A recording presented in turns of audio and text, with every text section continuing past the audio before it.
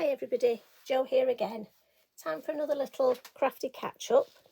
So if you want to join me, as I said last week, I thought we'd have a go at this design, our extending the landscape, but we'd turn it into Christmas. Now I know it's a bit early for some of you, but I do believe some of you have actually been making Christmas cards all year, one a week. Well, I think I should maybe try that. So I thought I'd start a bit early and I'm going to join you. This is the design I've come up with. What I thought with this is it's ideal for batch card making. So it's not too difficult, not too many steps. But what I try and do when I'm batch card making is I come up with a design that's easy to alter.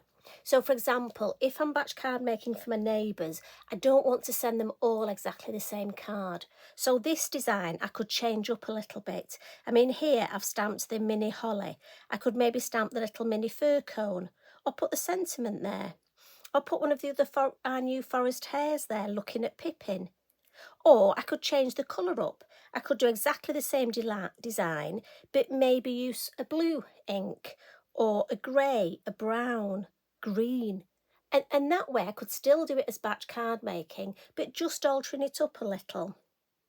So to give you the sizes, again, I'm using a 6x6 ready-made card blank. And then I'm using card that's 5.5 inches square for my main topper. So there's my card blank, my main topper. And then my other topper here is 3 inches by 5 inches. And that just gives me the nice size. And the reason I wanted that size is because I want to use the feather stamp as a Christmas tree. I've done this for so many years and do you know what? I never get tired of it. It is my favourite Christmas tree. And again, I just use the acetate to check that it fits on there perfectly. Using the acetate is so clever, saves you so many mistakes. So what we'll do, we'll get started. Now, first of all, I'm just going to put my black line around my work. I've decided I'm going to start doing this before I start on the actual stamping and the inking. I find it just so much quicker. So I'm just going to find my black pen and I'll just quickly whiz, just in case. It gives you time anyway if you need to get anything together, if you need to go and cut your card, and then you can join me. So have you started making your Christmas cards? I bet so many of you are there going, oh yes. Right, so let's whiz round that one. I just find using my black Sharpie pen this way saves me having to buy black card and also matte and layer.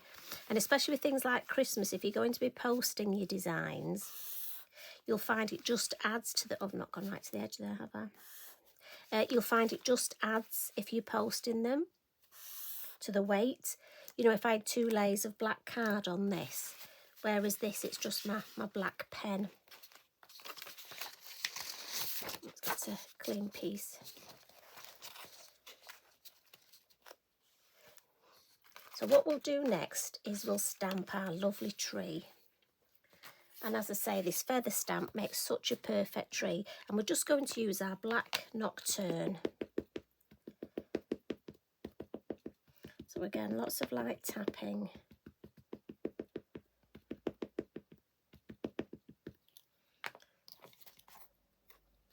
Now I need room for Pipin on here, so I'm just going to off-centre that a little. Always check which way Pipin's facing as well, just in case. But as I say, I've got the forest hares now, so... And they face, don't they, one each way, so I suppose at least you've got a fighting chance then. You're going to get, if you leave a space, you'll be okay. Now again, there's a lot of detail in this stamp, and it is a beautiful big stamp.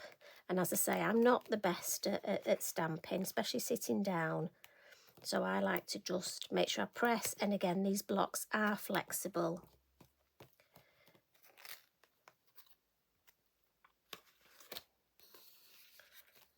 I think we'll add Pipin next. Right, where's he gone?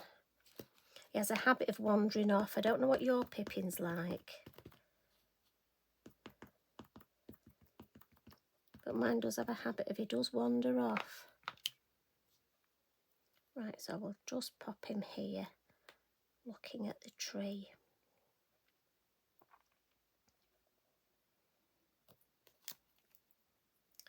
Now, I wanted a star for the top of my tree, and I've got these lovely snowflake stamps. And again, you can use your acetate, and I reckon, oh yeah, look, I can just fit the star on there. So again, I'm using black. So just might put my head in shot, so I do apologise if I do. Oh, there we go. And then just to ground my tree a little, just going to add a little bit of something. Just makes me feel better if it's grounded. And we'll give that a blot. As always, your VersaFine clays, the slower drying ink, so it is worth always being mindful and giving it a blot. Now, when it comes to colour, as I say, so many different colours of ink you could use for this. But I've gone for shaded lilac today. And I'm going to bring in my card blank. I've got to try and make sure you can see this. And I'm just going to, like we did last week, put them where they're going to go on my card. So I just want to have a look to check you can see that. The trouble is, when you're doing these videos, it's easy to get carried away and almost forget that you're recording it for somebody. Got a black mark there, look. But I'm just hoping we can hide that under there. Oh yeah, nobody will know. You won't tell them, will you? So like I say, it is easy to just get carried away in craft and forget. Now we're going to use these lovely acetate hill masks like we did last week. And we'll start off with the straighter one, and we'll just angle that so we can get. Now the idea here is I'm just going to add a little bit of shaded lilac to my brush, and I want it deeper. Always start on your mask, but I want it deeper on my topper because that's my actual design, and I'm happy for some colour to come underneath. But then when I'm extending, I just want it lighter. I don't want it quite as deep, even though we're in the foreground. And this one I'm going to extend on the back. And let's have a lift up to see. Yeah, I'm happy with that. So I think we'll have another one with this shape. Just move it about a bit. I don't want it identical. I don't want to go through Pipin, do I? So maybe we'll just go there. So again, I'm going to pick some ink, and I've got my deeper colour, and I don't want to come too far down because this is going to be a snowy ridge. So I just want to be mindful of nice light shading. And then we'll bring in, and again, if it moves, I just pop it back, look. It's easy to line up. Just check you can still see. And as I say, I'm sorry it's the sideways, but for me, I just find it far easier to do this at an angle. And again, nice and light on this. I only want a hint of the scenery there. Now, do we have a big, should we go for one of these big? We have a big mountain here. Now, I do want to add my moon mask up here. So I want to be mindful of that. So I don't really want anything here. So let's have them there. And again, I'm coming onto my topper first because I want that deeper. And then this at the side, just a hint. Let's lift that up, yeah. It is amazing, you know. You don't need a lot to give that hint. And then we've got our acetate circle masks. Now, we'll turn it round now so you can see. And mine, I've put a little red dot of Posca in the middle because I keep losing them. Now this, I want to just again see if I can get it across all 3 layers. Now let's just make sure they're all lined up, and then I'll put it there. Now again, I've got some ink on my mat, so I'll pick that up, go onto the mask first, And just gently with my brush, these are such lovely brushes for doing this. I'm going to come all the way around, but sweep into the side more, so it'll almost look like, you know, those wispy sort of clouds you get, especially in winter.